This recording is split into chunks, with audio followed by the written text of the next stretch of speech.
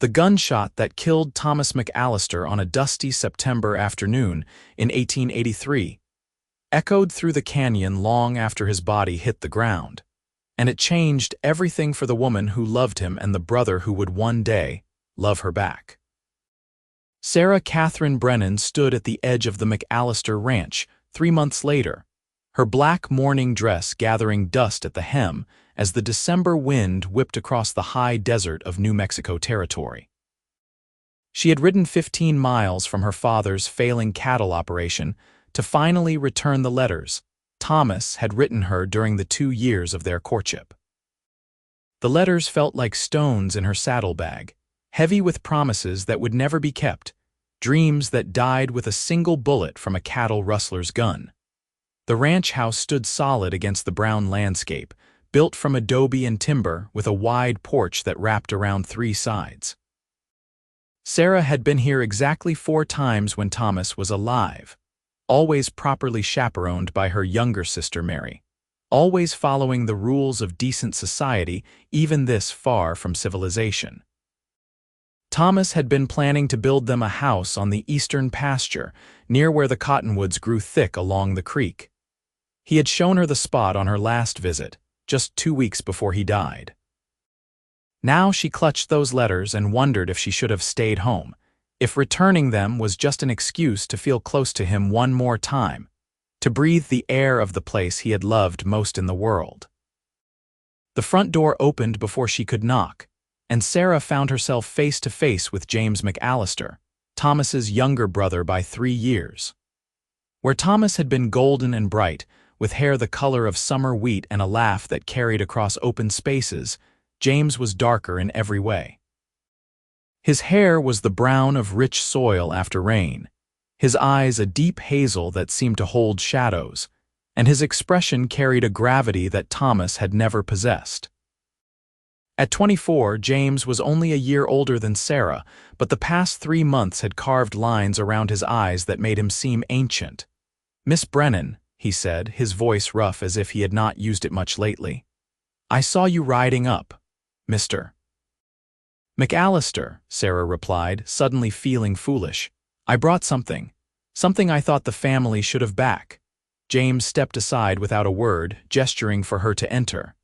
The interior of the house was dim and cool, smelling of wood smoke and coffee. Sarah had never been inside without Thomas present, and the impropriety of it struck her. But James seemed unconcerned with convention as he led her to the main room where a fire crackled in the stone hearth. "My father is in Santa Fe on business," James said, as if reading her thoughts about propriety. "But Mrs. Chen is here." He nodded toward the kitchen where Sarah could hear the quiet movements of the housekeeper who had been with the McAllister family for a decade. "Coffee?" Sarah shook her head. She wanted to leave, to be done with this painful errand, but her hands would not cooperate. She stood there holding the bundle of letters tied with a faded blue ribbon, Thomas's words of love preserved in ink that would outlast his body in the ground. "I should not have kept them," she said quietly. "They belong to his family now." James looked at the letters but made no move to take them. His expression was unreadable in the firelight. "He would have wanted you to keep them. He loved you more than anything in this world." The words hit Sarah like a physical blow, and she felt tears spring to her eyes despite her determination to remain composed. She had cried enough in the past 3 months to fill the Rio Grande. She was tired of crying, tired of the hollow ache in her chest, tired of waking up each morning and remembering all over again that Thomas was gone. "I cannot," she whispered. "Every time I look at them, I see his face, I hear his voice. I need to let him go, Mr. McAllister, and I cannot do that while I still have pieces of him scattered around my room." James was quiet for a long moment, watching her with those shadowed eyes. Then he reached out and took the letters, his fingers briefly touching hers. The contact was electric and inappropriate, and Sarah pulled back as if burned. "I am sorry," she said quickly. "I should go. This was a mistake." She turned toward the door, but James's voice stopped her. "Miss Brennan, Sarah." The use of her Christian name made her pause, her heart hammering. "Would you walk with me?" Just for a few minutes. There is something I need to show you." Every instinct told her to refuse, to mount her horse and ride back to her father's ranch and never return to this place of memories and grief. But something in James's voice, some quality of quiet desperation, made her nod. They walked in silence across the ranch yard, past the barn where horses nickered softly in their stalls, past the bunkhouse where the ranch hands lived, out toward the eastern pasture where the cottonwoods grew. Sarah realized with a start where they were going, and her steps faltered.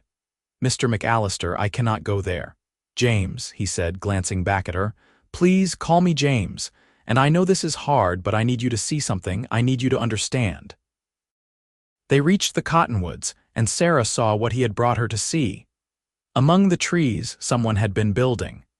The foundation of a house had been laid, the floor joists already in place, and stacks of lumber sat waiting to be raised into walls. It was Thomas's dream house, the one he had promised to build for her, and someone had continued the work after he died. Sarah's breath caught in her throat. "You did this?" James nodded, his hands shoved deep in his pockets, his shoulders hunched against the cold wind. "I could not let his dream die with him. I thought maybe the family would use it someday, or we could house one of the ranch hands and his family here. But really, I think I just needed to do something with my hands, to feel like I was finishing what he started." She walked forward slowly, stepping onto the wooden floor that smelled of fresh-cut pine. The dimensions were exactly as Thomas had described, with space for a parlor and kitchen, 2 bedrooms, a porch that would face the sunrise. Standing there, Sarah could almost see the ghost of the life she was supposed to have lived. "He talked about you constantly," James said from behind her, his voice carrying across the empty frame. "From the moment he met you at the Independence Day celebration in town, he could speak of nothing else." Sarah Brennan, with the copper hair and the green eyes, who could ride better than most men and was not afraid to speak her mind. "He said you were the bravest woman he had ever met." Sarah closed her eyes, remembering that day 2 years ago. She had been 21, helping her father try to save a ranch that had been slowly dying since her mother's death 5 years earlier.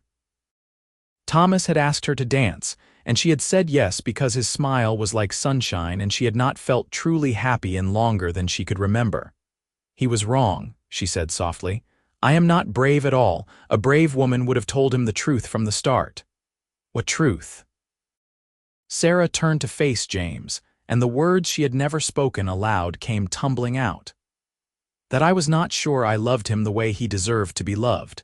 That I cared for him deeply, but I kept waiting to feel the kind of love the poets write about, the kind that consumes you entirely. He was so good, so kind, so full of light, and I thought perhaps that kind of love would grow with time. But I should have been honest. I should have told him I needed more time before we made plans to marry." James's expression shifted, something like pain crossing his features. "He never knew you felt that way." "No. I let him believe I was as certain as he was because I wanted to be, and because my father's ranch is failing and a marriage to Thomas would have secured my family's future. I am not proud of that, James. I am not proud of any of it." The confession hung between them in the cold December air. Sarah expected judgment, condemnation, but James simply looked at her with something like understanding. "My brother was easy to love," James said quietly. "He was everything I am not. Charming, optimistic, able to make friends with anyone he met. But he also had a way of overwhelming people, of being so certain about everything that it was hard to voice doubts. I understand why you found it difficult to be honest with him." "You should hate me," Sarah said, her voice breaking. "I was going to marry your brother under false pretenses." "I could never hate you," James replied, and there was something in his tone that made Sarah's heart skip. "I have known you loved Thomas since the day he introduced us. I have watched you together at church socials and town gatherings, and I have seen the way you tried to match his enthusiasm even when your eyes held questions. I have also watched you these past 3 months, grieving for a man you were not sure you loved, and I think that grief has been even harder for you because of your doubts." Sarah felt tears streaming down her face now, hot against her cold cheeks. How can you possibly understand any of this? James stepped onto the wooden platform beside her, close enough that she could feel the warmth radiating from him despite the winter air. Because I have been in love with you since the moment Thomas brought you home to meet our family 2 years ago, and I have spent every day since then hating myself for it. The world seemed to stop spinning. Sarah stared at James, unable to process what he had just said, unable to reconcile it with everything she thought she knew. You cannot mean that. I do mean it, James said, his voice steady despite the confession that must have cost him dearly. I have loved you silently and from a distance, knowing you belonged to my brother, knowing I could never act on my feelings. When Thomas died, I thought perhaps the feelings would die too, but they have only grown stronger. And I hate myself for it, Sarah. I hate that I am glad to be standing here alone with you. I hate that part of me is grateful for a chance I never wanted at this cost. Sarah could not breathe. The air seemed too thin, her corset too tight, her mind too full of conflicting emotions. This is wrong. Thomas has only been dead 3 months. I know, James said, and I am not asking for anything. I am not declaring myself or expecting you to return my feelings. I just could not let you leave today thinking you were the only one carrying secrets and shame. I have my own, Sarah, and they are just as heavy as yours. She turned away from him, looking out at the brown landscape that stretched toward the mountains in the distance. The New Mexico territory was harsh and beautiful in equal measure, a place where life was hard-won and easily lost. Thomas had loved this land with a passion that matched everything else about him. James seemed to carry the weight of it differently, as if he understood that beauty and hardship were inseparable here. I do not know what to say, Sarah admitted. You do not have to say anything. I just needed you to know the truth. I needed you to understand that if you are carrying guilt, you are not alone in it. They stood together in the skeleton of Thomas's dream house, 2 people bound by love and loss and secrets they had never meant to share. The sun was sinking lower in the sky, painting the clouds orange and gold, and Sarah knew she should leave before darkness fell and the ride home became dangerous. I should go, she said finally. James nodded. I will walk you to your horse. They made their way back to the ranch house in silence, the bundle of letters still clutched in James's hand. When they reached Sarah's mare, James helped her mount, his hands steadying her even though she needed no assistance. She looked down at him from the saddle, this man who had just turned her world upside down with his confession. What happens now? She asked. Nothing, James said. You go home. You continue to grieve and heal. I continue to run the ranch and finish building that house. We see each other at church and in town, and we are polite and proper, and no one ever knows what was said here today. And your feelings will remain my burden to carry, James said. I am good at carrying burdens, Sarah. I have had practice. She wanted to say something profound, something that would make sense of the tangle of emotions in her chest, but no words came. Instead, she simply nodded and turned her horse toward home, leaving James standing in the ranch yard with his brother's letters and his own unspoken heartache. The ride back to her father's ranch seemed longer than usual, the landscape darkening rapidly as the sun disappeared behind the mountains. Sarah's mind was racing, replaying every moment of the encounter, every word James had spoken. She had gone to return letters and found herself facing a truth she had never imagined. James McAllister loved her, had loved her for 2 years while she courted his brother, had suffered in silence while Thomas made plans for their future. And even now, with Thomas dead and no longer standing between them, James asked for nothing, expected nothing, simply carried his love like a cross, heavy and solitary. Sarah thought about the house being built among the cottonwoods, about James working with his hands to finish his brother's dream. She thought about the shadows in his eyes, the gravity in his voice, the way he seemed to understand her guilt without judgment. He was nothing like Thomas, this dark and serious man who spoke of burdens and shame as if they were familiar companions. And yet, As Sarah rode through the gathering darkness, she found her thoughts returning to him again and again, to the moment when his fingers had brushed hers, to the quiet strength in his voice when he made his confession. It felt disloyal to Thomas's memory, this curiosity about his brother, this strange flutter in her chest when she remembered the way James had looked at her. She pushed the thoughts away as her father's ranch came into view, a smaller and shabbier operation than the McAllister spread, with fences that needed mending and a barn roof that sagged dangerously on one side. Her father, Sean Brennan, had never recovered from her mother's death, and the ranch had declined along with his spirit. Thomas's proposal had seemed like salvation, a way to merge the two operations and save what her father had built over 30 years of hard work. Now there would be no merger, no salvation, and Sarah did not know how much longer they could hold on before the bank came calling. She unsaddled her mare and brushed her down, taking comfort in the familiar routine. Her younger sister Mary appeared in the barn doorway, a lantern in her hand, her expression curious. "How did it go?" Mary asked. She was 19, pretty and practical, and she had been Sarah's constant companion through the worst of the grief. "Strange," Sarah admitted, not sure how much to reveal. "James was there, his father was away." Mary's eyebrows rose. "You were alone with him. Mrs. Chen was there as chaperone," Sarah said, though technically she had been in the kitchen and not watching them at all. "It was fine. I gave him the letters. And nothing. I came home, but Mary knew her too well to be fooled. Something happened, I can see it in your face." Sarah considered lying, but she was tired of secrets, tired of holding everything inside. "He told me he has feelings for me. Has had them since Thomas and I first began courting." Mary's eyes went wide. "James McAllister, the quiet one?"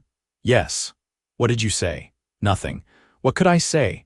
"Thomas has been dead for 3 months, Mary. It is not appropriate to even think about such things, let alone discuss them." Mary was quiet for a moment, studying her sister's face in the lamplight. "But you are thinking about them now." "I should not be." "That is not the same as saying you are not." Sarah finished with the horse and turned to face her sister fully. "I do not know what I feel. I am confused and guilty and exhausted. I went there to close a chapter of my life, and instead, everything became more complicated." Mary reached out and squeezed Sarah's hand. "You are allowed to move forward with your life, Sarah. Thomas would not want you to spend the rest of your days in mourning. It has only been 3 months. I know, and I am not saying you should rush into anything.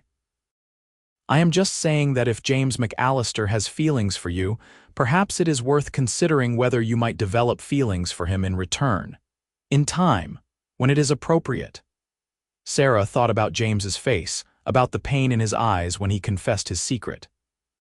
She thought about the house he was building, about the way he understood her guilt without making her feel worse about it, and she thought about the strange warmth that had spread through her chest when he had called her by her Christian name. "Perhaps," she said softly, "in time." The winter months passed slowly in the New Mexico territory. Sarah threw herself into the work of keeping her father's ranch running, rising before dawn to tend the livestock, mending fences in the freezing cold, doing the work of hired hands they could no longer afford to employ. Her father spent most of his time in his study, drinking whiskey and staring at ledgers that showed their steady decline into debt. Sarah saw James 3 times during those months, always in public settings where they could do nothing more than exchange polite greetings. Once at church, where he sat with his father in the McAllister pew, and she sat with her family 2 rows back. Once in town, when she was buying supplies at the general store and he was there on the same errand.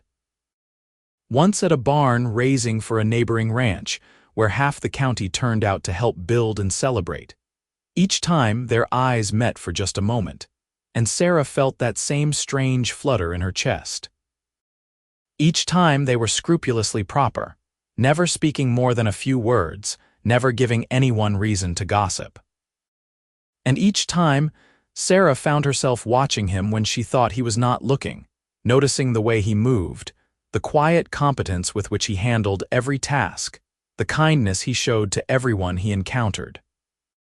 James McAllister was not his brother, and Sarah was beginning to think that might not be a bad thing in March, as the weather began to warm and the cottonwoods started to show the first hints of green.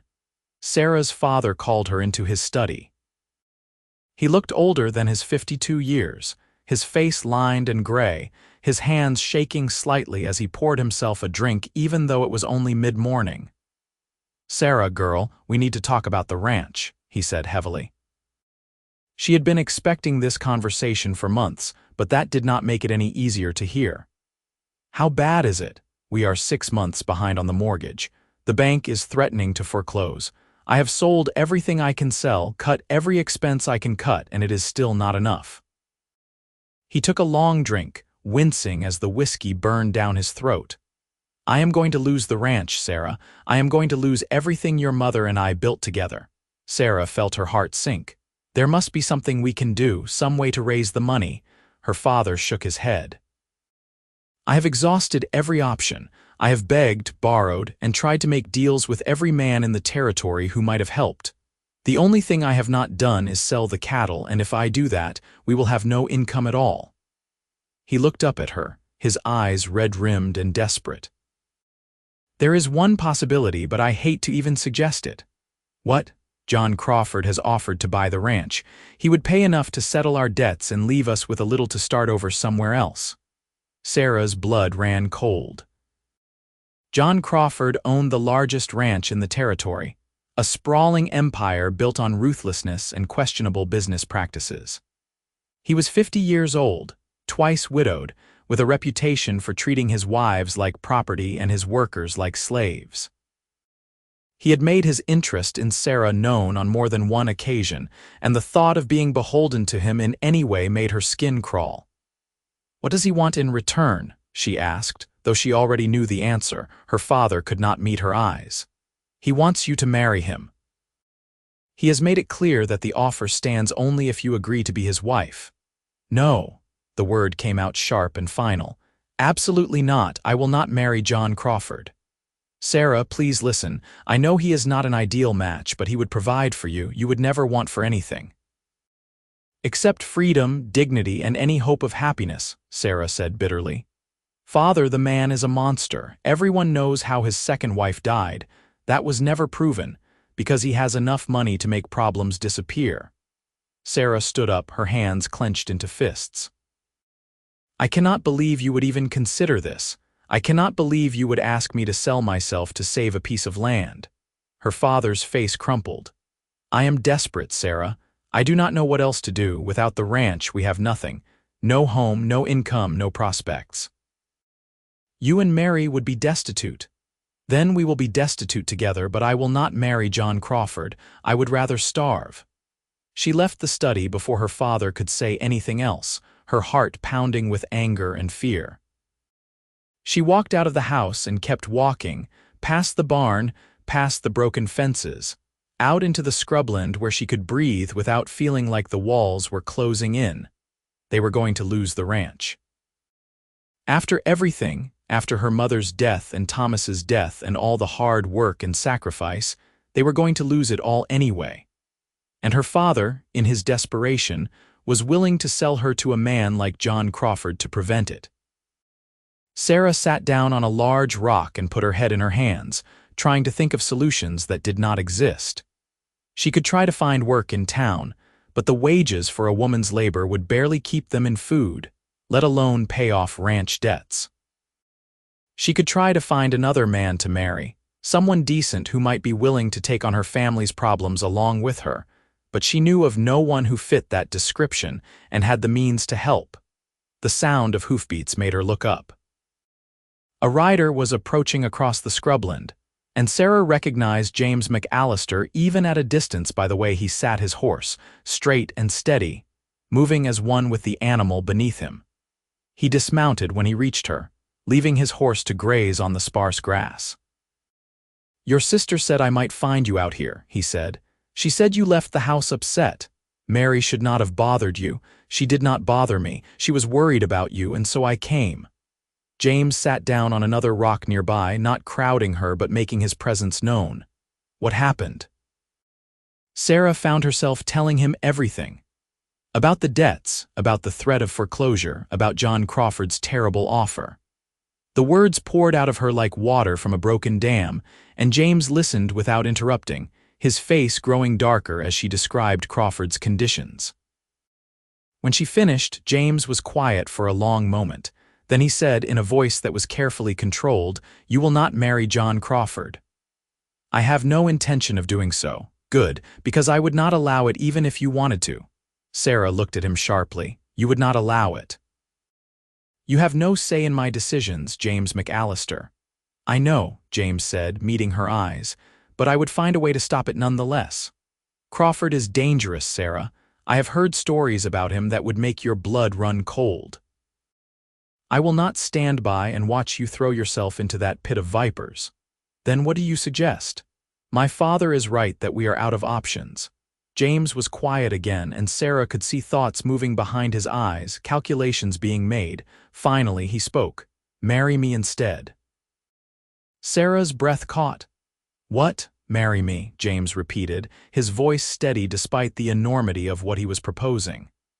"The McAllister Ranch is prosperous. I can pay off your father's debts, help him get back on his feet, ensure that you and your family are provided for. And you would not have to tie yourself to a man like Crawford." Sarah's mind was reeling. "James, you cannot be serious. We barely know each other." "We know each other well enough, and I have already told you how I feel about you. Those feelings have not changed." "But this would be a marriage of convenience, a business arrangement to save my family." "On your part, perhaps," James said quietly. "For me, it would be a chance to make you my wife, to protect you, to give you the life you deserve. I am not asking you to love me, Sarah. I am asking you to let me love you, to let me take care of you and your family. If affection grows between us over time, I would be grateful for it. If not, I will be content with simply having you in my life." Sarah stared at him, trying to process what he was offering. It was absurd and impulsive and probably the most practical solution to their problems. It was also terrifying, because she would be binding herself to a man she did not love, repeating the same mistake she had almost made with Thomas. Except it was not quite the same, because James knew the truth. He understood that she was not in love with him. He was going into this with open eyes, asking for nothing but the chance to be her husband. "Your father would never agree," Sarah said. "He would think I was taking advantage of you." "My father has no say in the matter. I am 25 years old and a full partner in the ranch. I can make my own decisions about marriage." People would talk. They would say I was jumping from one brother to another with indecent haste. Let them talk. I have never cared much for gossip. "James, this is insane. You deserve to marry someone who loves you, not someone who is using you to escape financial ruin." He stood up then and crossed to where she sat, kneeling in the dust so they were at eye level. His face was serious, but there was a softness in his eyes that made Sarah's heart ache. "Sarah, I have loved you for 2 years without hope of having that love returned. If I can have even a small part of you, even just your companionship and your presence in my home, that would be more than I ever dreamed possible. I am not asking you to love me. I am asking you to give me a chance to prove that I can be a good husband to you, that I can make you happy despite the circumstances that brought us together." Sarah felt tears welling in her eyes. "You are the kindest man I have ever met, and I do not deserve this offer." "You deserve far more than I can give you," James said, "but I am offering you what I have. Will you at least consider it?" She thought about John Crawford's cold eyes and cruel smile. She thought about her father's desperation and her sister's uncertain future. She thought about the ranch she had grown up on, the land that held her mother's memory, and how it would feel to watch strangers take possession of it. And she thought about James, who had loved her silently and asked for nothing, who was willing to bind his life to hers knowing she did not love him, who was offering her salvation without demanding her heart in return. "I will consider it," she said finally. "But I need time to think, to talk to my family, to make sure this is the right decision."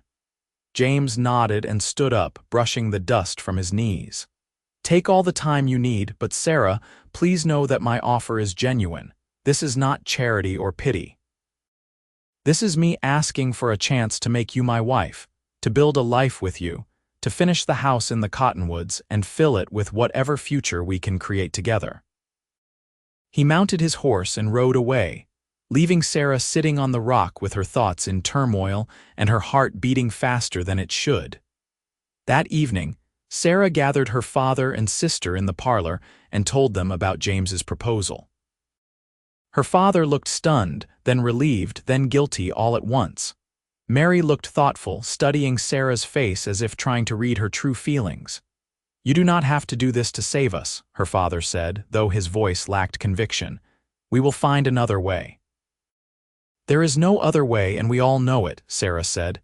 "James's offer is generous and comes without conditions. He is a good man, and I think I could be happy with him given time." "Do you love him?" Mary asked bluntly. "No," Sarah admitted. "But I did not truly love Thomas either, and I was prepared to marry him. At least with James, there is honesty between us. He knows I am not in love with him, and he is willing to accept that." "And his feelings for you," her father asked, "are his own to manage," Sarah said firmly. "I will not be cruel to him, and I will do my best to be a good wife. Beyond that, I cannot promise anything." The discussion continued long into the night, with arguments made for and against the marriage. In the end, they all knew there was really no choice. James's offer was the only lifeline they had, and Sarah would be a fool to refuse it out of pride or sentiment. The next morning, Sarah rode to the McAllister ranch and found James working on the house in the cottonwoods. He had made significant progress since she last saw it, with walls now rising from the foundation and the frame for the roof taking shape. He looked up when he heard her approach, his expression carefully neutral, as if he was afraid to hope. "I will marry you," Sarah said without preamble. "If the offer still stands." James's face transformed, a smile breaking across his features like sunrise. "It stands, it will always stand." "I have conditions," Sarah said quickly, needing to establish boundaries before things went too far. "I will be your wife in name and in public, but I need time before we are truly husband and wife in private. I need time to grieve Thomas, to adjust to this new life, to get to know you as more than my late fiancé as brother." James's smile softened but did not fade. "I will wait as long as you need, Sarah. A month, a year, a lifetime if necessary. I told you I am asking for a chance, not demanding your heart." "And I will try," Sarah said. "I will try to be a good wife to you, to build something real between us. I cannot promise I will ever love you the way you love me, but I can promise I will be honest and faithful and present. That is all I ask."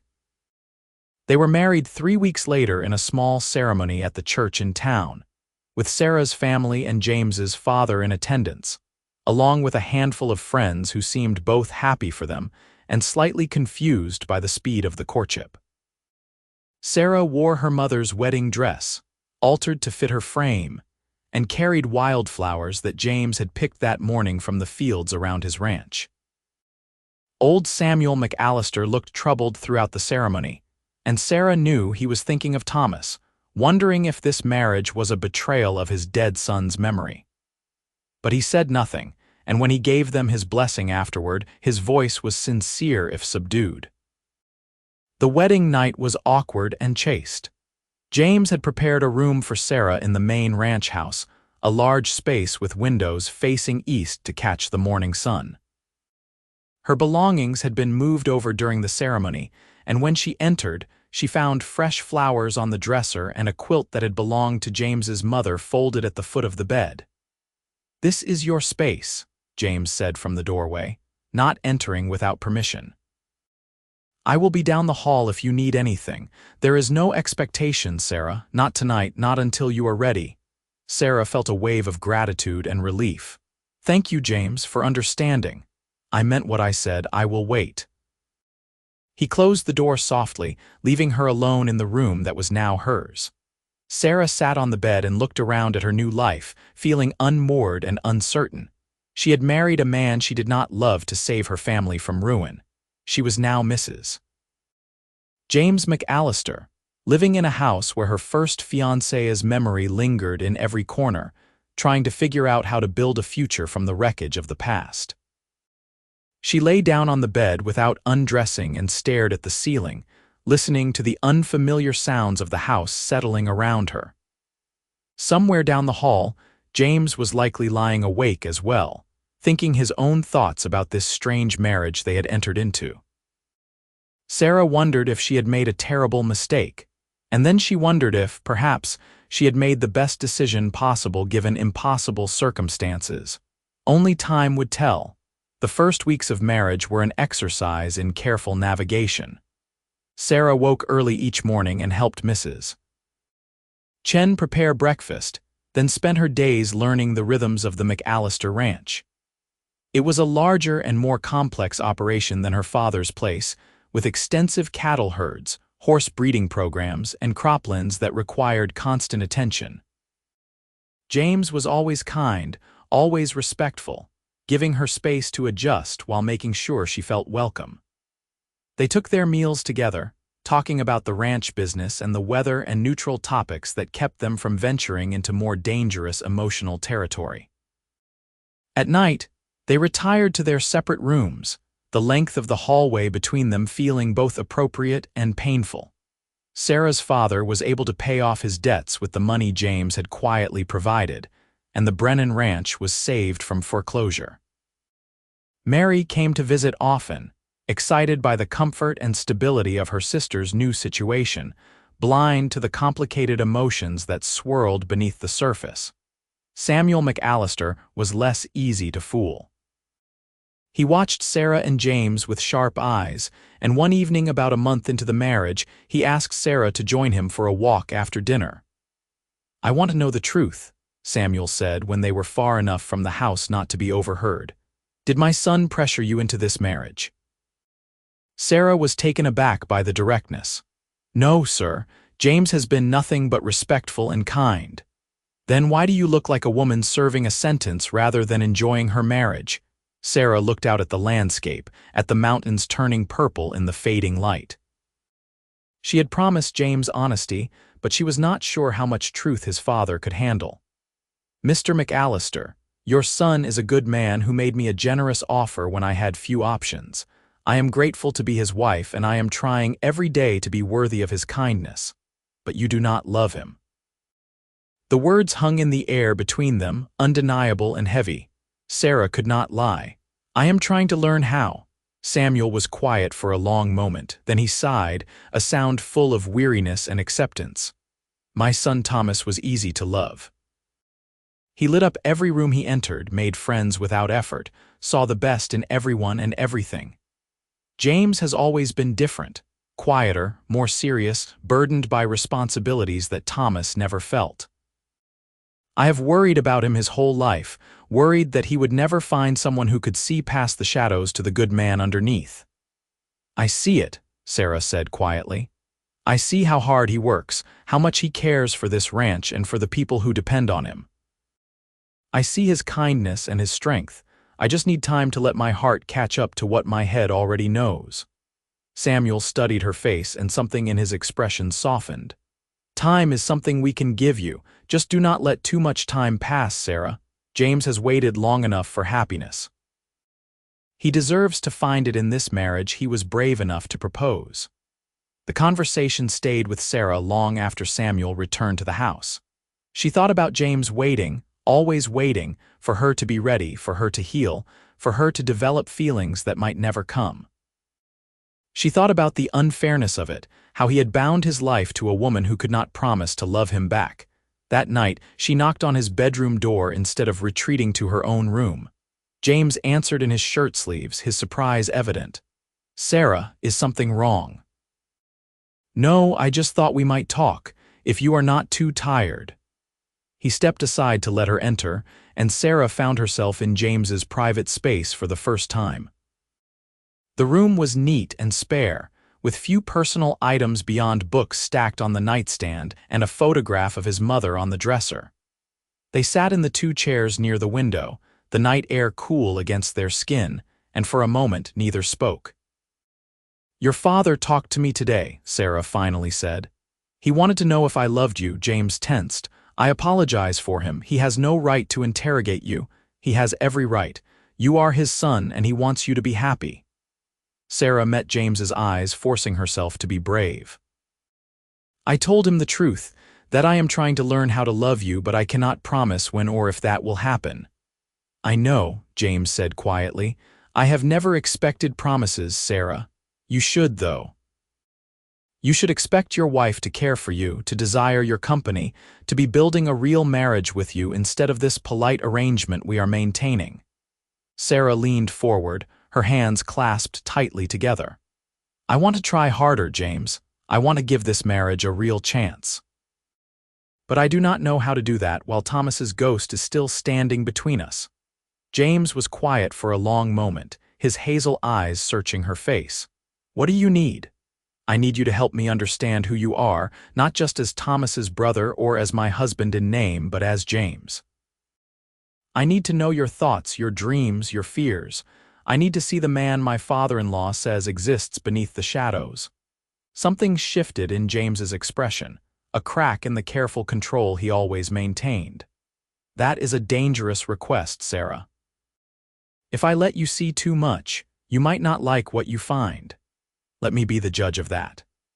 And so James began to talk, tentatively at first and then with increasing openness, about growing up in Thomas's shadow, always the serious son while his brother was the golden child. He talked about feeling responsible for the ranch from a young age, about stepping up when his mother died and his father fell apart, about learning to be steady and reliable because someone had to be.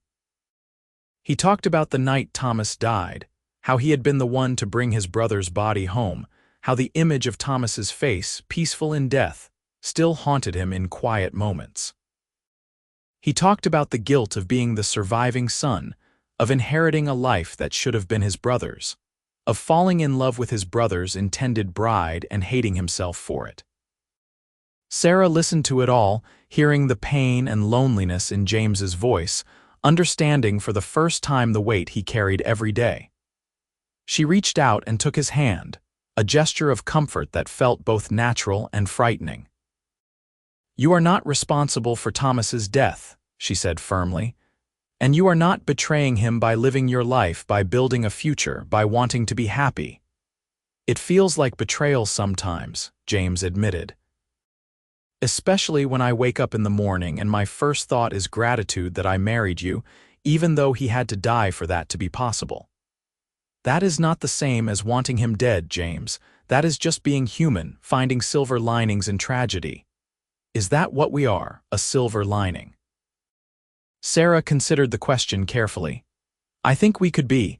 I think if we both try, if we let ourselves move forward instead of staying trapped in guilt and grief, we might build something good together." "I want that," James said, his voice rough with emotion. "I want that more than anything." They sat together in the darkness, hands clasped, two wounded people tentatively reaching toward each other across the distance of loss and uncertainty. It was not love, not yet, but it was a beginning. From that night forward, things began to shift between them. Sarah made an effort to seek out James's company during the day, riding with him when he checked on the cattle, helping him with the account books in the evening, asking him questions about the ranch and his plans for its future. James, in turn, began to relax around her, letting her see glimpses of humor and warmth that he usually kept hidden. They discovered they had more in common than either had expected. Both loved the harsh beauty of the New Mexico landscape. Both preferred direct conversation to social niceties. Both were morning people who found peace in the quiet hours before dawn. Sarah also began spending time at the house James was building in the cottonwoods. The work had slowed during the weeks after their marriage, but now James returned to it with renewed energy. And Sarah found herself helping, handing him tools, holding boards steady while he nailed them in place. It felt symbolic somehow, this house that Thomas had dreamed of, but that she and James were actually building together. One warm afternoon in May, they took a break from the construction and sat on the porch that was finally beginning to take shape. James had brought a canteen of water and they passed it back and forth, comfortable in the silence. "What will we do with this house when it is finished?" Sarah asked. "Will we live here or stay in the main house with your father?" "I had not thought that far ahead," James admitted. "I suppose it depends on what you want." Sarah looked at the structure they had been building, at the rooms that were taking shape according to Thomas's original design. "I think I would like to live here. It feels like ours somehow, like we are putting our own mark on it even though it started as Thomas's dream." "I would like that too," James said. He hesitated, then added, "We could change things if you want. Add rooms, alter the layout, make it less about what Thomas wanted and more about what would work for us." The offer touched Sarah more than she expected. "Could we, without disrespecting his memory?" "I think Thomas would understand. He always wanted you to be happy, Sarah. I think he would rather see you building a life that suits you than trying to live in the exact shape of his plans." They spent the rest of the afternoon sketching out ideas, adding a larger kitchen because Sarah liked to cook, planning a covered walkway that would connect the house to a barn they could build later. The house was transforming under their hands, becoming something that belonged to them rather than to Thomas's ghost. As spring turned to summer, Sarah found herself thinking about James more often, noticing small things about him that made her smile. The way he always made sure Mrs. Chen had help with the heavy chores. The way he spoke gently to the horses, earning their trust through patience rather than force.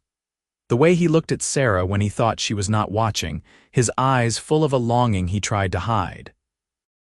She also noticed how the ranch hands respected him, how neighboring ranchers sought his advice on business matters, how he was building a reputation as a fair and shrewd operator in his own right, not just as Samuel McAllister's son or Thomas's brother. James McAllister was his own man, Sarah realized, and he was worthy of being seen and appreciated for who he was rather than being compared to his brother. In late June, Sarah's father came to visit, looking healthier than he had in years. The ranch was stable again, the debts paid, and he had even hired back some of the workers he had been forced to let go.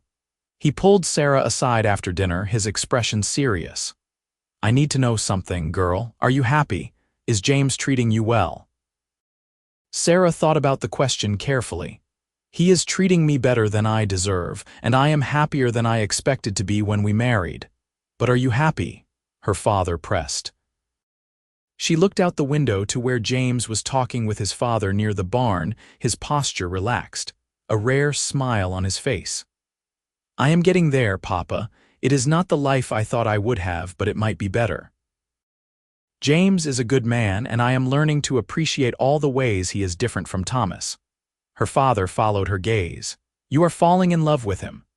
Sarah's first instinct was to deny it, but the words stuck in her throat. Was she falling in love with James? She thought about how her heart lifted when he entered a room, how she looked forward to their conversations, how she had started to miss him when they were apart. She thought about the way his rare smiles made her feel like she had accomplished something wonderful, how his touch, always respectful and careful, had started to send shivers down her spine. "Maybe," she admitted quietly. "I think maybe I am." Her father squeezed her shoulder. "Good. That boy has loved you from afar for too long. He deserves to have that love returned." That night, Sarah stood outside James's bedroom door for a long time, her hand raised to knock, her courage wavering. They had been married for 4 months, and they had built friendship and companionship, but they were still living separate lives in crucial ways. James had kept his promise never to pressure her, never to demand more than she was willing to give, but Sarah knew the situation could not continue indefinitely. She was also beginning to realize she did not want it to continue. She wanted more than James's careful courtesy and respectful distance. She wanted to close the gap between them, to stop being his wife in name only and start being his true partner in every sense. She knocked before she could lose her nerve. James opened the door, concern immediately crossing his face. "Sarah, what is wrong?" "Nothing is wrong. I just need to talk to you." He stepped aside, and she entered his room just as she had that night 2 months ago when they had first started truly talking to each other. But this time, the energy between them was different, charged with possibility and fear. "I have been thinking," Sarah began, then stopped, not sure how to articulate what she wanted to say. "About us, about this marriage, about what we have built together." James waited, not interrupting, his expression carefully neutral. "When we married, I told you I needed time. That I could not promise to love you or to be a true wife to you until I had healed from Thomas's death and gotten to know you as more than his brother." Sarah took a deep breath. "I think I have had that time now, James. I think I am ready to move forward." Something flickered in James's eyes, hope mixed with wariness. "What are you saying?" "I am saying that I want to be your wife in every way. I am saying that I have feelings for you, real feelings that I did not expect to develop but that are undeniably there. I am saying that I am tired of sleeping alone when the man I am married to is just down the hall." James's breath caught. "Sarah, you do not have to say these things to please me or because you think it is your duty." "I am not saying them out of duty," Sarah interrupted. "I am saying them because they are true. James, somewhere in the past 4 months I have fallen for you. You are kind and patient and strong, and you have never asked me for anything even though you have given me everything. I want to give something back. I want to give you my heart, if you will still accept it after all this time." James crossed the room in 2 strides and took her face in his hands, his touch gentle despite the intensity in his eyes. "Sarah Catherine Brennan McAllister, I have loved you since the moment I met you, and I will love you until the day I die. If you are truly ready to move forward, if you truly have feelings for me, then nothing in this world could make me happier." "I do," Sarah whispered. "I truly do." He kissed her then, and it was nothing like the chaste kiss they had exchanged at their wedding ceremony. This kiss was full of longing and relief and the promise of a future they would build together. Sarah melted into him, feeling the last of her reservations fall away. When they finally pulled apart, both breathing hard, James rested his forehead against hers. "Tell me again," he said. "Tell me you love me so I know this is real." "I love you, James McAllister," Sarah said clearly. "I loved your brother first, and I will always carry a fondness for his memory, but what I feel for you is different and deeper and more real than anything I felt for Thomas. I love the man you are, the life we are building, the future we could have together." "I know you loved Thomas," James said. "And I love you anyway. I have always loved you anyway."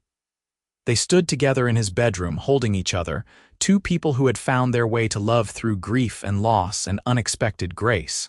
It was not the love story either of them had imagined, but it was theirs, and it was real. That night, Sarah did not return to her own room. She stayed with James, and they consummated their marriage with tenderness and passion, finally joining their lives in the most intimate way. Afterward, lying in his arms, Sarah felt a sense of rightness she had never experienced before. This was where she belonged, with this man who had waited so patiently for her heart to catch up to her head.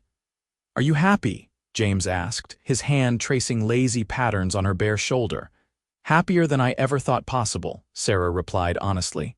"Are you?" "Beyond measure," James said. "I feel like I have been holding my breath for 2 years, and I can finally breathe again."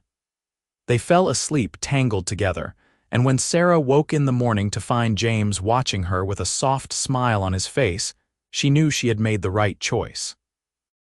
This marriage, born out of necessity and convenience, had transformed into something beautiful. The summer months that followed were some of the happiest of Sarah's life. She and James were inseparable, working side by side during the day and falling into each other's arms at night. The house in the Cottonwoods was completed by August, and they moved in together, christening each room with laughter and love. Samuel McAllister watched their transformation with satisfaction, telling anyone who would listen that he had never seen his son so happy. Sarah's family visited often, with Mary delighting in teasing her sister about the obvious affection between her and James. The ranch prospered under their joint management, with Sarah proving to have a keen head for business, and James appreciating having a true partner in running the operation. They made plans for the future, talking about expanding the cattle operation, maybe starting a horse breeding program, building a legacy they could pass on to the children they hoped to have someday. In September, exactly 1 year after Thomas's death, Sarah and James rode out to the small cemetery on the McAllister property where Thomas was buried. They had not been there together since the funeral, but Sarah felt it was time to make peace with the past. They stood at the grave, hands clasped, looking at the headstone that read Thomas McAllister, beloved son and brother. Sarah felt tears on her cheeks, but they were not tears of longing or regret. They were tears of gratitude for the path that had led her here to James to love. "I loved your brother," Sarah said quietly, speaking to both Thomas and James. "I will always remember him fondly, remember the light he brought to the world, but I love you more, James. I love you with my whole heart, and I am grateful every day that you were brave enough to offer me a chance at happiness when I thought I had lost it forever." James pulled her close, pressing a kiss to the top of her head. "Thomas would be happy for us. He loved you, and he loved me, and he would want us both to find joy even in the shadow of his absence." They stayed for a while longer, making their peace with the ghost that had brought them together, then rode back to the house in the cottonwoods, ready to focus on the future rather than the past. That night, Sarah had something important to tell James. She had been waiting for the right moment, and after their visit to Thomas's grave, she knew this was it. They were sitting on their porch, watching the sun set over the mountains, when Sarah took James's hand and placed it on her stomach. "I am pregnant," she said simply. "I saw the doctor in town yesterday. We are going to have a baby." James's eyes went wide, and for a moment he seemed unable to speak. Then he let out a whoop of joy that probably carried all the way back to the main ranch house and pulled Sarah into his arms, spinning her around despite her laughing protests to be careful. "A baby," he kept repeating. "We are going to have a baby." "Due in March, the doctor says," Sarah told him, her heart full to bursting at his obvious joy. "Are you happy?" "Happy does not begin to cover it," James said, cupping her face in his hands. "Sarah, you have given me everything I ever wanted. A wife I love who loves me back, a home we built together, and now a child. I am the most blessed man alive." The pregnancy progressed smoothly through the fall and winter. Sarah continued to work on the ranch as long as she was able, though James fussed over her constantly, worried she was doing too much. Samuel McAllister was thrilled at the prospect of becoming a grandfather, and Sarah's family visited so often that James joked they should just move in permanently. In late February, when Sarah was huge and uncomfortable and ready to be done with pregnancy, James set up a bedroom for her in the main ranch house so she would be closer to help when the baby came. Mrs. Chen had experience as a midwife, and the doctor from town had agreed to be on call. The baby came on March 12, 1884, after a long and difficult labor that left James pacing the floor like a caged animal, while Sarah screamed and swore and demanded that he never touch her again. But when it was over and Mrs. Chen placed a squalling, red-faced infant in Sarah's arms, all the pain was forgotten. "A boy," Mrs. Chen announced with satisfaction. "A healthy, strong boy." James entered the room with tears streaming down his face, looking at his wife and son with such open adoration that it made Sarah's heart ache. He sat carefully on the edge of the bed, reaching out to touch the baby's tiny hand with one finger. "He is perfect," James whispered. "You are perfect." "I cannot believe this is real." "What should we name him?" Sarah asked. They had discussed names, but nothing had been decided. James was quiet for a moment, looking at his son's face. "I want to name him Thomas," he said finally, "if that is all right with you. To honor my brother, to make sure his name lives on." Sarah felt tears spring to her eyes. It was a generous gesture, one that showed how far they had both come in healing from the past. "Thomas James McAllister," she said. "Tommy for short." "Tommy," James repeated, smiling. "I like that." Little Tommy McAllister was a healthy, happy baby who quickly became the center of life on the ranch. Samuel doted on his grandson, and Sarah's father made the trip over almost daily to hold the baby and marvel at the miracle of new life. Sarah healed from the birth quickly, and she and James settled into the rhythms of parenthood with more ease than either had expected. James was a devoted father, walking the floor with Tommy when he cried at night, changing diapers without complaint, speaking to his son in a gentle voice that Sarah had never heard him use before. Watching James with their son, Sarah felt her love for him deepen even further.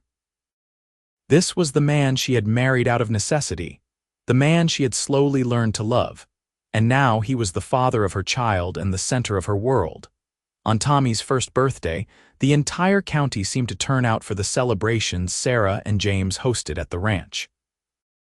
There was food and music and laughter, and Sarah found herself standing on the porch of the house in the cottonwoods, looking at the crowd of friends and family. Feeling overwhelmed with gratitude, James came up behind her, wrapping his arms around her waist and resting his chin on her shoulder. "What are you thinking about?" "About how much has changed in 2 years," Sarah said. "When I rode to your father's ranch to return Thomas's letters, I thought my life was over. I thought I would never be happy again, never find peace or purpose or love, and now look at us." "Now look at us," James agreed. "A house, a son, a future that gets brighter every day." "I never told you something," Sarah said, turning in his arms to face him. "The day you proposed, the day you offered to save my family and marry me, I thought you were insane. I thought there was no way a marriage built on convenience and obligation could ever become something real. And now I know I was wrong. This is the realest thing in my life, James. You are the realest thing. I love you more than I ever thought possible, and I am grateful every day that you were brave enough to take a chance on me." James kissed her softly, a kiss full of promise and contentment. "I will always take chances on you, Sarah, always." They returned to the party, to their son being passed around by adoring relatives, to the life they had built together from the ashes of grief and loss. It was not the life either of them had planned, but it was better than anything they could have imagined. The years continued to pass in a blur of happiness and hard work. Tommy grew into an energetic toddler and then a curious boy, following his father around the ranch and asking a million questions about everything he saw. In 1886, Sarah gave birth to a daughter they named Rose, with her mother's copper hair and her father's serious hazel eyes. The ranch continued to prosper, and James's reputation as a skilled rancher grew throughout the territory. Sarah managed the business side of the operation, keeping books and negotiating contracts, proving herself to be as sharp a businesswoman as any man. Samuel McAllister passed away peacefully in his sleep in 1888, leaving the ranch entirely to James with the proviso that he continue to support Sarah's family as needed. It was a bittersweet moment, but Samuel had lived to see his son truly happy and had died knowing his legacy was in good hands.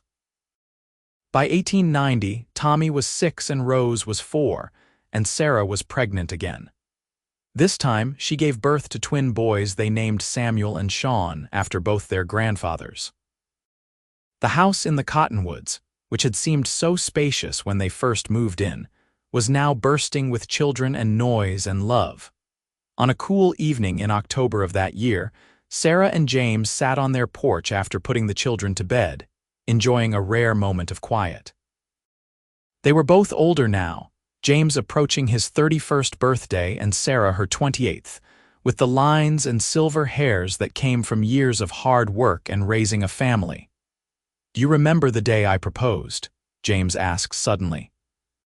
"When I found you out in the scrubland, desperate and afraid." "I remember," Sarah said.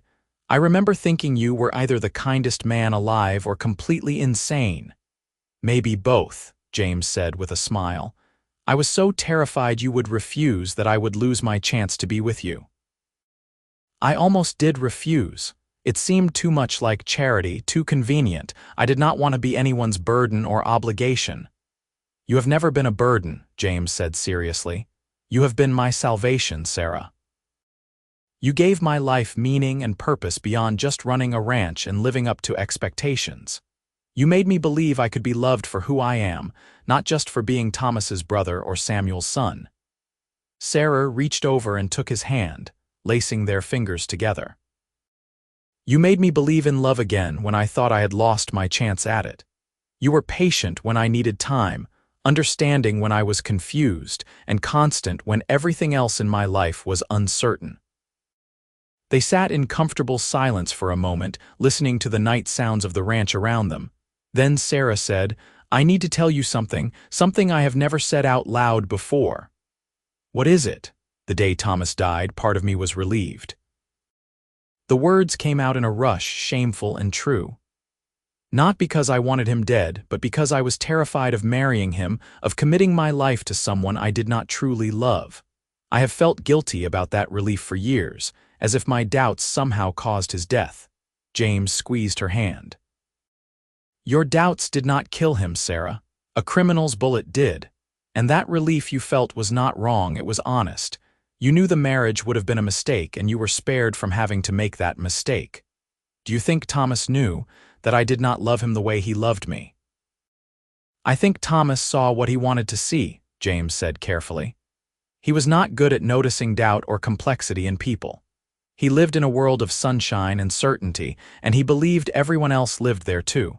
It was part of his charm, but it also meant he could be blind to deeper truths. I wish I could have been honest with him. I wish I could have saved him the pain of loving someone who could not fully love him back. And I wish you could have been spared the pain of feeling guilty about it, James said. But Sarah, you need to let that guilt go. You have built a beautiful life, raised a family, loved me with your whole heart. That is what matters now, not what you felt or did not feel 7 years ago. Sarah felt tears on her cheeks, the release of a burden she had been carrying for too long. I told you I loved your brother first, she said, echoing words she had spoken to James years ago when they were first navigating the complicated emotions between them. I know, James said, pulling her close. And I love you anyway. I have always loved you anyway, Sarah. Your past with Thomas is part of what brought us together, and I will never resent it or wish it had been different. They held each other on the porch of the house they had built together, two people who had found their way to love through the most unlikely of paths. The stars were bright overhead, and somewhere inside, their 4 children were sleeping peacefully, unaware of the complicated history that had brought their parents together. You think we will have more children? James asked, a teasing note in his voice. If we do, you are building another addition onto this house, Sarah replied, laughing. We are already bursting at the seams. I will build you 100 additions if it means filling this house with love and laughter. 1 more will probably do, Sarah said. Let us get these 4 raised first before we think about expanding. But as it turned out, there would be 1 more child. In 1892, Sarah gave birth to their 5th and final baby, a girl they named Grace. She was a calm, peaceful infant, as if she knew her parents were older and more tired than they had been with their first babies, and had decided to make things easy on them. With 5 children ranging from infant to 8 years old, life at the McAllister Ranch was chaotic and wonderful. James proved to be as patient and loving a father as he was a husband, spending his evenings helping Tommy with his reading and teaching Rose how to ride. Sarah managed the household with efficiency and warmth, creating a home that was always open to family and friends. Sarah's father lived to see all 5 of his grandchildren, passing away peacefully in 1895 at the age of 60. His ranch had been absorbed into the McAllister operation years before, ensuring that the land he had worked so hard to maintain would stay in the family. Mary had married a shopkeeper in town and had 3 children of her own, giving Sarah built-in support and companionship. By 1900, as the new century dawned, the McAllister Ranch was one of the most successful operations in New Mexico territory. Tommy was 16 and working alongside his father, learning the business he would one day inherit. Rose was 14 and showing signs of her mother's head for business, often helping Sarah with the accounts. The twins were 10 and already showing distinct personalities, Samuel serious and studious while Sean was adventurous and wild. Grace, at 8, was the baby of the family and adored by all her siblings.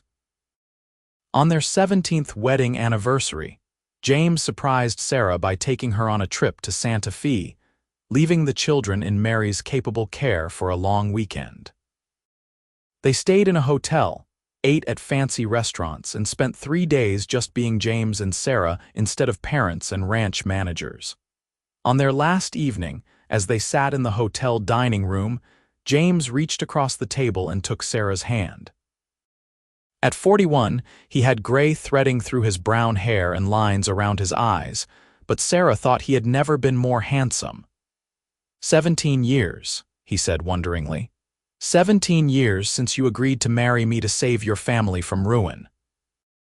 17 years since you saved my life in more ways than one, Sarah countered. At 38, she had her own silver hairs and laugh lines, but she had never felt more content with who she was. Do you ever regret it? Marrying me instead of waiting to find someone you truly loved from the start? Sarah thought about the question seriously, as she always did when James asked about her feelings. I regret nothing about our life together, James. If I could go back and change things, I would not. Yes, I loved Thomas first, but what I felt for him was nothing compared to what I feel for you. You are my best friend, my partner, the father of my children, and the love of my life. I would choose you 1,000 times over. James smiled, that rare, brilliant smile that still made Sarah's heart skip. I chose you the moment I met you, and I have never stopped choosing you every day since. You are everything to me, Sarah, everything that matters. They returned to the ranch refreshed and reconnected, ready to face whatever challenges the new century would bring. And there were challenges, because life on a ranch in the West was never easy. Droughts and hard winters, cattle diseases and market fluctuations, the endless work of maintaining buildings and fences and equipment. But through it all, Sarah and James faced everything together, their partnership strengthening with each passing year. Their children grew into capable, caring adults who made them proud. Tommy took over more and more of the ranch management as James began to slow down in his 50s. Rose married a neighboring rancher's son and had 4 children of her own, staying close enough to visit often. The twins went to college back east, Samuel becoming a lawyer and Sean a veterinarian who returned to work with the ranch animals. Grace became a teacher in town, educating the next generation of New Mexico children. In 1915, as the world descended into war across the ocean and the American West continued to change and modernize, Sarah and James celebrated their 32nd wedding anniversary. They were in their 50s now, grandparents many times over, pillars of their community and testament to the power of love grown slowly and tended carefully. They sat on the porch of the house in the Cottonwoods, the same porch where they had shared so many important conversations over the years. The house had been expanded and renovated multiple times, but it still stood in the same spot where Thomas had once dreamed of building a life with Sarah. You ever think about him? Sarah asked, knowing James would understand she meant Thomas. Sometimes, James admitted. I think about how different our lives would have been if he had not died, how you would have married him and I would have spent my life loving you from a distance. And I feel guilty for being glad things turned out the way they did. We both carry that guilt, Sarah said. The guilt of building happiness on the foundation of tragedy. But I have come to believe that is not betraying Thomas's memory, it is honoring it. He loved us both and he would want us to be happy. I think you are right, James said. He looked at Sarah, his eyes still full of the love that had sustained them through 32 years of marriage. I told you once that I loved you even though you loved my brother first. That is still true today, Sarah. It will always be true. And I love you more than I ever thought possible to love another person, Sarah replied. You have been my rock, my joy, my home. Everything good in my life has come from taking a chance on you. They held hands as the sun set over the New Mexico landscape. They both loved. Two people who had found their way to each other through grief and necessity and had built something beautiful and lasting. Their children and grandchildren would carry on their legacy, but the true legacy was not the ranch or the land or the material success. The true legacy was the love itself, the proof that sometimes the most unlikely beginnings can lead to the most extraordinary endings, that patience and kindness and commitment can transform a marriage of convenience into a great love story. As darkness fell and stars began to appear in the vast western sky, James and Sarah rose and went inside, to the house they had built together, to the life they had created through determination and grace. They had started as strangers bound by tragedy, become partners through necessity, and transformed into soulmates through the daily choice to love and be loved.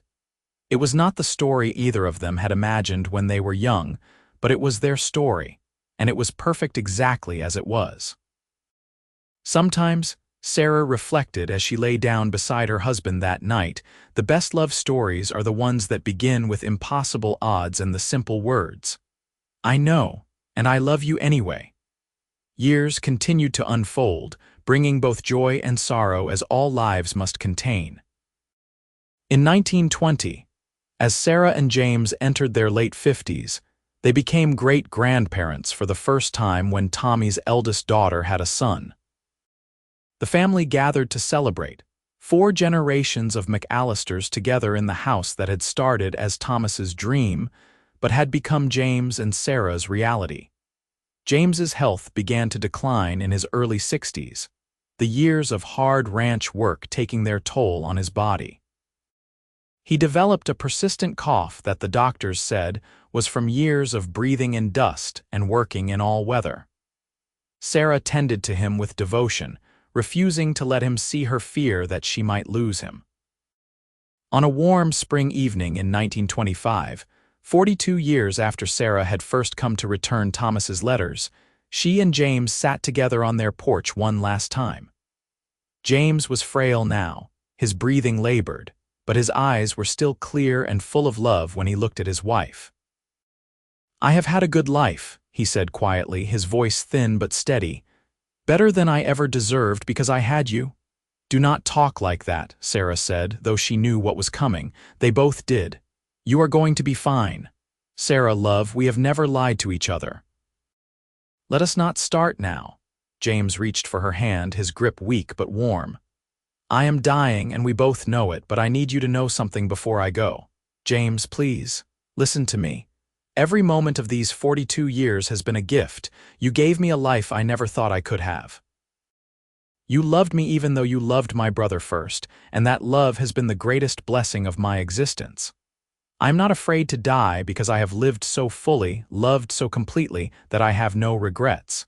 Tears streamed down Sarah's face. "You cannot leave me, James. I do not know how to be in this world without you. You are the strongest woman I have ever known. You will grieve and then you will go on because that is what you do. You will watch our grandchildren grow, maybe even meet some great-great-grandchildren. You will live in this house we built together and remember all the good times, and when your time comes, I will be waiting for you." "I love you," Sarah whispered. "I love you so much it hurts." "I know," James said, echoing words from their early days together, "and I love you anyway." "I have always loved you anyway." James McAllister died peacefully in his sleep 3 days later, with Sarah holding his hand and their children gathered around. He was 66 years old and had lived to see his ranch prosper, his children thrive, and his great love reciprocated beyond his wildest dreams. Sarah grieved deeply, mourning the man who had been her husband, partner, and best friend for over 4 decades. But she also celebrated his life, throwing a memorial service that brought people from all over the territory to honor a man who had been respected and loved by all who knew him. In the years after James's death, Sarah remained on the ranch, helping Tommy manage the operation and spending time with her ever-growing family. She lived to see the Great Depression, watched as the automobile transformed the West, witnessed the beginning of World War II. She told her grandchildren and great-grandchildren stories about the old days, about life in the Wild West, about the grandfather they had loved and the great-grandfather some had never met. She told them about Thomas, too, the golden boy who had died too young, whose death had inadvertently brought their entire family into existence. But mostly, she told them about James. About his quiet strength and patient love, about how he had saved her family and given her a chance at happiness when she thought all was lost. She told them about the house in the cottonwoods, about building a life together from nothing but faith and determination. Sarah Catherine Brennan McAllister died in her sleep on Christmas morning, 1945, at the age of 83. She was surrounded by 4 generations of family in the house she and James had built together 62 years earlier. Her last words, spoken to her daughter Rose who sat vigil by her bedside, were simple and true. "I am going to see your father now. Tell everyone I loved them, but I am ready to go home." They buried her next to James in the family cemetery, and next to Thomas too, the 3 of them bound together by love and loss and the complicated web of fate that had brought them all into each other's lives. The headstone Sarah had chosen years before was simple. Sarah McAllister, beloved wife, mother, and friend, she loved 2 brothers but found her heart's home with one. The house in the cottonwoods remained in the family for generations, each new occupant adding their own touches while respecting the history that had unfolded within its walls. The story of James and Sarah became family legend, told and retold at gatherings, a testament to the power of patient love and second chances. And sometimes, on quiet evenings when the New Mexico wind whispers through the cottonwood trees, locals say you can still feel the presence of that great love, the romance that grew from impossible beginnings into something that transcended death itself. It was not the love story Sarah had imagined when she was young, when Thomas McAllister had danced with her at a 4th of July celebration and made her believe in fairy tales. It was better, because it was real and earned and built on a foundation of honesty and mutual respect. She had told the cowboy she had loved his brother first. He had said he knew, and he loved her anyway. And from those simple words, from that act of brave vulnerability and patient devotion, had grown a love that lasted a lifetime and beyond, proving that sometimes the greatest romance comes not from love at first sight, but from the choice to love fully and completely, despite and because of everything that came before. The McAllister Ranch still stands today, a monument to the family that built it and the love that sustained it through generations. And if you listen carefully on spring evenings when the cottonwoods are green and the air is soft with promise, you might hear echoes of that love story, whispered on the wind. A reminder that true love is not about perfect beginnings, but about the choice to keep choosing each other, day after day, year after year, until death parts you and beyond. Sarah and James McAllister's story began with tragedy and convenience, but it became something far greater. Proof that the human heart has infinite capacity for healing, for growth, for love that transforms and redeems. They were just 2 people trying to survive in the harsh landscape of the American West, but they created something eternal. A love story that would inspire generations to come. A reminder that sometimes the best love is the love that must be earned and nurtured, that grows slowly and stands strong through all of life's storms. And in the end, that is the greatest legacy anyone can leave. The memory of a love so deep and true that it echoes through time, inspiring others to take chances, to be patient, to believe that even when life takes everything away, love can restore and renew and make all things possible. Sarah loved Thomas first, but she loved James forever, and that made all the difference.